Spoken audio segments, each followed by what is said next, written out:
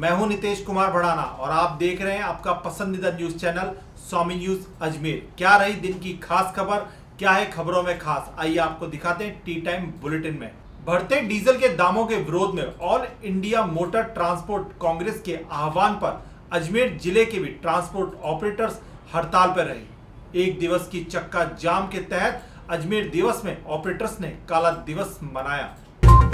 All India motor transport Congress के आह्वान पर बढ़ते डीजल पेट्रोल दामों के विरोध में अजमेरू ट्रांसपोर्ट विकास समिति द्वारा काला दिवस मनाया गया। साथ ही समिति द्वारा राजस्थान सरकार से डीजल पर लग रहे 38% टैक्स को कम करने की भी मांग की गई। केंद्र सरकार हमारी मांगे पूरी करो, हमारी मांगे पूरी करो। All India motor transport Congress के आह्वान पर अजमेरू थोक ट्रांसपोर्ट विकास समिति के हम सभी मेंबर हैं और आज हमने यहाँ पर ट्रकों का ब्लैक डे मनाया गया है, क्योंकि डीजल के अंदर बेतहाशा वृद्धि हो रही है और केंद्र सरकार और राज्य सरकारें किसी तरह से अपनी मनमानी कर रही है, टैक्स के अंदर वृद्धि करती जा रही है और ट्रांसपोर्ट व्यवसाय मंदी के दौर से गुजरता जा रहा है। कोरोना की मार और ऊपर से आए दिन के अंदर 2 बार डीजल की रेटें की बढ़ोतरी के विरोध के अंदर आज ब्लैक डे मनाया गया। मतलब आए दिन डीजल की रेटें जो 100 रुपये लीटर की तरफ बढ़ती जा रही है और हम केंद्र सरकार से बार बार मांग कर रहे हैं कि इसको जीएसटी के दायरे में लाया जाए ताकि टैक्स कम हो। और हम राजस्थान सरकार से भी अनुरोध कर रहे हैं कि जो 38% टैक्स लगा रखा है डीजल के ऊपर, वो डीजल की रेट पे अगर दूसरी राज्य सरकारों के हिसाब से टैक्स लगाएं तो यहाँ पर 8 से 10 रुपये लीटर डीजल राजस्थान में भी कम हो सकता है। पहले गुजरात और महाराष्ट्र के अंदर डीजल की रेटों में टैक्स ज़्यादा था, वहाँ पर रेटें तेज़ थी, परंतु आज 4 रुपये लीटर डीजल सस्ता है वहाँ पर। तो हम राजस्थान सरकार से भी अनुरोध कर रहे हैं कि भाई टैक्स कम करा जाए। आज जो हमने चक्का जाम कराया है और हमारी मांगें पूरी नहीं होगी तो हमारे all India motor transport Congress का आह्वान है कि अगर जल्दी वार्ता का नतीजा नहीं निकला तो चक्का जाम की ओर प्रस्थान करेंगे हम। जो ट्रकों की जो फाइनेंस के हिसाब से जो किस्तें नहीं पहुंच पा रही है उनके लिए उनको ब्लैक लिस्टेड कर देते हैं और 2 किस्तें जमा नहीं होती है तो उनकी गाड़ी को सीज कर दी जाती है। आज 52 हज़ार रुपये की किस्तें गाड़ी वालों की, तो कुछ बड़ी गाड़ियाँ हैं उनकी 80 हज़ार रुपये की किस्तें हैं। टायरों में बेतहाशा वृद्धि हो रही है, ऑयल में, डीजल में, हर प्रकार में, टोल टैक्स में। यहाँ से बॉम्बे तक टोल टैक्स जो जाते हैं 10,000 रुपये एक गाड़ी के ऊपर टोल टैक्स का खर्चा आता है, जो कि नाजायज़ है, क्योंकि हम राजस्थान सरकार को टैक्स दे रहे हैं, नेशनल परमिट का टैक्स दे रहे हैं, स्टेट गवर्नमेंट को पथकर वगैरह सब चीज़ें दे रहे हैं, फिर भी इन्होंने इस पे जो टोल टैक्स। स्वामी न्यूज द्वारा तीसरी लहर पर दिखाई गई खबर का असर देखने को मिला। प्रशासन ने तीसरी लहर की आहट को देखते हुए प्रशिक्षण शिविर शुरू कर दिए। इसी के तहत रामनगर डिस्पेंसरी में प्रशिक्षण पाठशाला का आयोजन किया गया। स्वामी न्यूज द्वारा इस पूरी खबर को लाइव के माध्यम से दिखाया गया। कोरोना की तीसरी लहर की तैयारियों के तहत रामनगर डिस्पेंसरी में स्वास्थ्य कर्मियों की पाठशाला का आयोजन किया गया। इस पाठशाला में ऑक्सीजन कंसंट्रेटर का उपयोग करने की जानकारी स्वास्थ्य कर्मियों को दी गई। इस खबर को लाइव कार्यक्रम के माध्यम से स्वामी न्यूज द्वारा दिखाया गया।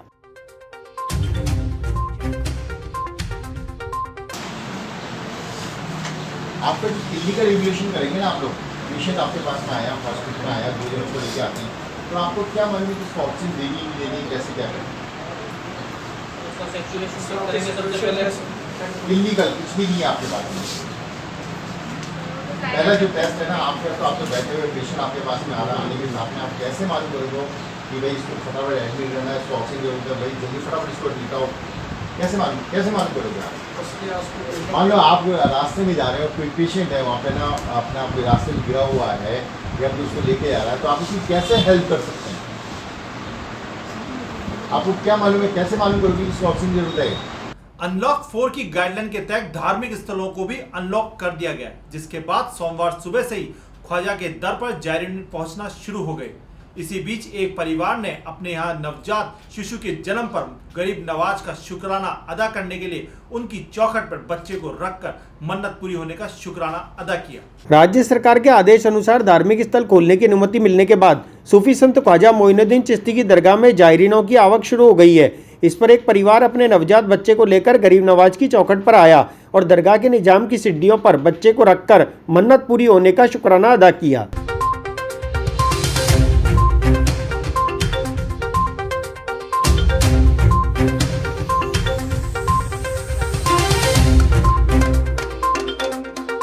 भारतीय जनता पार्टी महिला मोर्चा की जिला स्तर की एक बैठक का आयोजन किया गया, जिसमें प्रदेश अध्यक्ष श्रीमती अलका मुन्ना सहित संभाग प्रभारी पदाधिकारी और कार्यकर्ताओं ने महिला मोर्चा की आगामी कार्य योजना पर रणनीति बनाई। भाजपा महिला मोर्चा की प्रदेश अध्यक्ष ने अजमेर आगमन पर जानकारी देते हुए बताया कि महिला मोर्चा की क्या महत्वपूर्ण भूमिका हो सकती है और समाज क्षेत्र के कार्यक्रम भी हैं। साथ ही पार्टी द्वारा प्राप्त हुए आदेश व कार्यक्रम को सुचारू रूप से चलाने के लिए एवं जिले में गठन को लेकर भी महत्वपूर्ण विषय पर चर्चा की जाएंगी।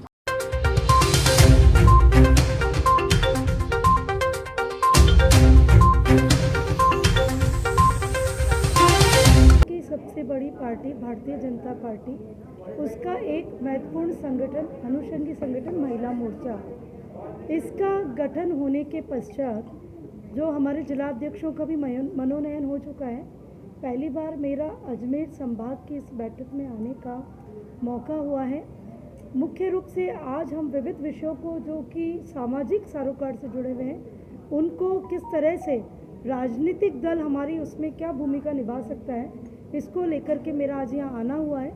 यहाँ संभाग से सभी जिलाध्यक्ष बहनें पधारी भी हैं। यहाँ की हमारी अपनी महामंत्री बहन सरिता जी गेना यहाँ है हमारे साथ। तो हम सब मिलकर के महिला मोर्चा की क्या अच्छी भूमिका सामाजिक जीवन में, समाज क्षेत्र में हो सकती है, उसको लेकर हम लोग कुछ चर्चाएं करेंगे। और साथ ही साथ बहुत सारे ऐसे कार्यक्रम जो पार्टी द्वारा, राजनीतिक दल के द्वारा हमें मिलते हैं, उसको हम आगे सुचारू रूप से कैसे चलाएंगे, उनको लेकर के भी हमारी चर्चाएं रहने वाली है। साथ ही क्योंकि जिला के अंदर हमें अब गठन करना है, उसको लेकर के भी हमारी महत्वपूर्ण विषय पे चर्चाएं होने वाली है। तो सब जिलाध्यक्ष बहनें, मेरी प्रदेश महामंत्री जी और हम सब मिलके आज यही सब चर्चा करें। अजमेर डिस्कॉम द्वारा लगातार बिजली चोरों के खिलाफ ऑपरेशन जारी है। डिस्कॉम ने नागौर, सीकर, झुंझुनू, चित्तौड़ और बांसवाड़ा में स्पेशल ऑपरेशन चलाकर बिजली चोरों को पकड़ा। इस कार्रवाई से विभाग को करोड़ों रुपए का राजस्व प्राप्त हुआ है। अजमेर डिस्कॉम के प्रबंध निदेशक वीएस भाटी ने जानकारी देते हुए बताया कि अजमेर डिस्कॉम द्वारा नागौर, सीकर, झुंझुनू, चित्तौड़ और बांसवाड़ा में स्पेशल ऑपरेशन चलाया गया, जिसके तहत 4131 बिजली चोरी की वारदातों को पकड़ा गया। साथ ही मुकदमे दर्ज किए गए। इस पूरी कार्रवाई से विभाग को 7 करोड़ रुपए से ज़्यादा का राजस्व प्राप्त हुआ है। विभाग की ये कार्रवाई लगातार जारी रहेगी। आगे वीएस भाटी ने जानकारी देते हुए बताया कि कार्रवाई से ईमानदार और समय पर भुगतान करने वाले ग्राहकों को बिलों में सुविधा मिलेगी, जबकि चोरी करने वालों को प्रशासन और विभाग का भय होगा।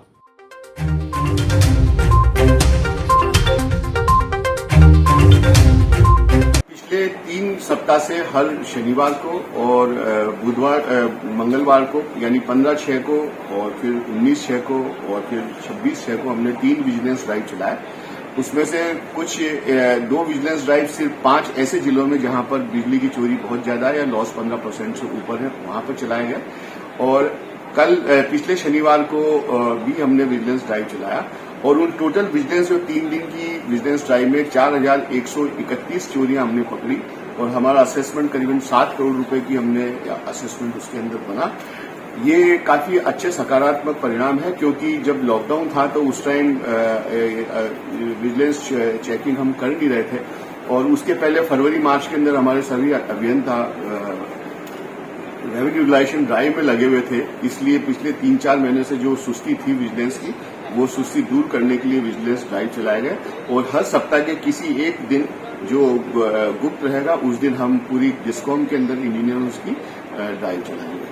इसी ड्राइव को मोटिवेट करने के लिए आज हमने अभी एक मीटिंग रखी है वीडियो कॉन्फ्रेंसिंग के थ्रू, जिसमें सारे जो विजिलेंस के अधिकारी हैं हमारे, जो प्योरली जिनका काम विजिलेंस का है, उनके इस हिसाब से उनके अकाउंट्स ऑफिसर से हम बात करेंगे और किस तरह से चोरी पकड़ी जाए और जो साधारण या सही उपभोक्ता है उनको कोई कष्ट नहीं हो और जो चोर उपभोक्ता है उन चोरों को, चोरी करने वाले उपभोक्ताओं को जल्दी से जल्दी पकड़े हम, जिससे कि ईमानदार। अजमेर में पानी की किल्लत और देरी से आ रही जल आपूर्ति को लेकर उत्तर विधानसभा क्षेत्र के नगर निगम पार्षदों के एक संयुक्त दल ने जिला कलेक्टर से मुलाकात की। साथ ही जल आपूर्ति दुरुस्त करने के लिए ज्ञापन भी सौंपा। अजमेर शहर जिला भाजपा व पार्षद गणों द्वारा शहर में बिगड़ी पेयजल समस्या को लेकर कलेक्टर व अधीक्षण अभियंता को ज्ञापन सौंपा गया। भाजपा के शहर अध्यक्ष प्रियशील हाड़ा ने जानकारी देते हुए कहा कि शहर की पेयजल व्यवस्था बिगड़ी हुई है और पानी कब आएगा इसका कोई निश्चित समय नहीं है। उप महापौर ने चेतावनी देते हुए कहा कि अगर जलदाय विभाग पेयजल व्यवस्था सुदृढ़ नहीं करते हैं तो एक बड़ा आंदोलन किया जाएगा।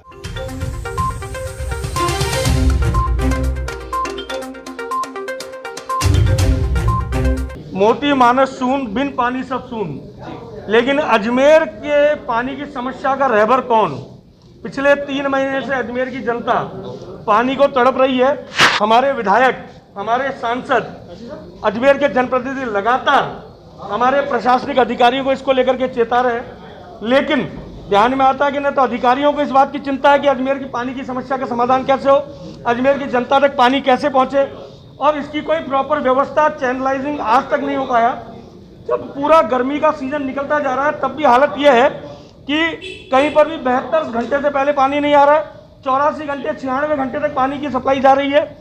जब न तो कहीं पर लाइन टूटी है, न कहीं ट्रिपिंग हो रही है, उसके बाद भी अजमेर को पर्याप्त पानी मिल रहा है। जो अजमेर को जितना पानी चाहिए, इनके द्वारा जो जानकारी दी गई है कि 116 MLD अजमेर की रिक्वायरमेंट है और 130 से 32 MLD पानी अजमेर को मिल रहा है।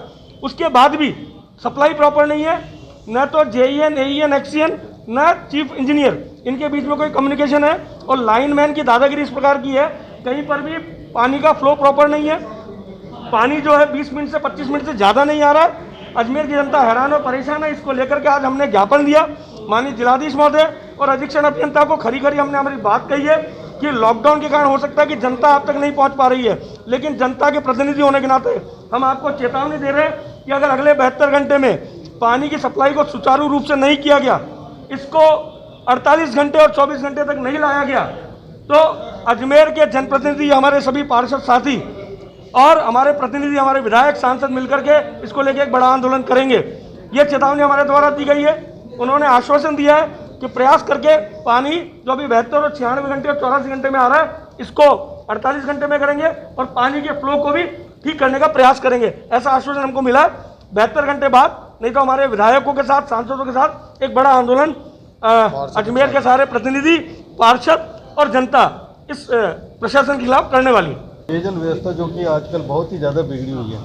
गर्मी का जो मुख्य पीरियड होता है वो आधे से ज़्यादा गुजर चुका है। हमारे माननीय विधायकों द्वारा और सभी जनप्रतिनिधियों द्वारा बार बार कलेक्टर साहब से लेकर के जलदाय विभाग के सभी अधिकारियों से बार बार निवेदन किया गया। उसके बावजूद भी पेयजल की जो व्यवस्था है, पूरा 1-2 महीना गर्मी का निकलने के बाद में व्यवस्था वहीं की वहीं है। जो पेयजल सप्लाई 48 घंटे 24 घंटे का जो वादा किया जाता है हमारे जलदाय विभाग द्वारा, लेकिन वो 72 घंटे से भी ज़्यादा 92 घंटे तक भी पहुंच रहा है और कोई सप्लाई की व्यवस्था कोई सुनिश्चित नहीं है। कहाँ पानी कब आएगा कोई निश्चित समय नहीं है, कोई निश्चित समय सारणी यहाँ जलदाय विभाग द्वारा नहीं बनाई गई है।